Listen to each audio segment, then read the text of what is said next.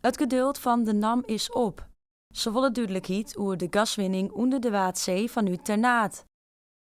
Ze stellen de oerhiet en verschillende partijen, waaronder de gemeente Noord-East-Friesland, in gebreken, omdat het besluit nevens de NAM te lang op een wachtje ligt. We hadden er zo over verwonderen.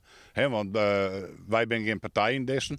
Alleen de naam die wil de juridisch goed voor worden had. Dus die had het wetenschap en de gemeente werd omgooid om een vergunningverlening in gebreken gesteld. En wat budget die in gebrekenstelling nou van je hem als gemeente? Nou, eigenlijk niks. Het is denk ik een storm in een glas water. Alleen ik zag al zei, het is een juridische kwestie. En wij zitten gewoon te wachten op Den Haag dat ze eindelijk een uitspraak doen.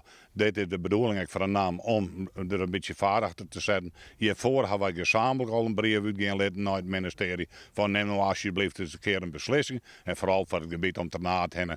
Waar dit om spelen die mensen maar wel eens weten waar zo'n tab zijn. Wij als gemeente altijd zijn wij bent. Het besluit hopen de gemeente Noord-East-Friesland te krijgen terug in peteer te gaan met de politiek in Den Haag. Wij zijn wel regelmatig in contact, alleen het ministerie schoot het heel dit vooruit. En wij nodigen ze wel eens uit, komen ze in het gebied te praten en nemen kennis met de mensen, hoe die gaat. Dan wordt er weer eens een orde op zet.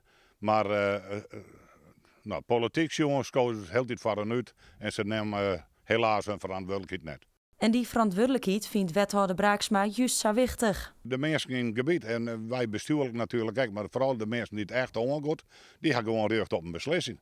Is het voor of tegen? Wij zijn daar altijd helder in geweest, maar dan kunnen de mensen, hoe de beslissing er uitvalt, daar weer op ageren, maar dan kunnen we de mensen verder. Ik vind als je in de politiek zit, maar je verantwoordelijkheid worden te dragen en maar je beslissingen nemen en nooit mee vertrekken.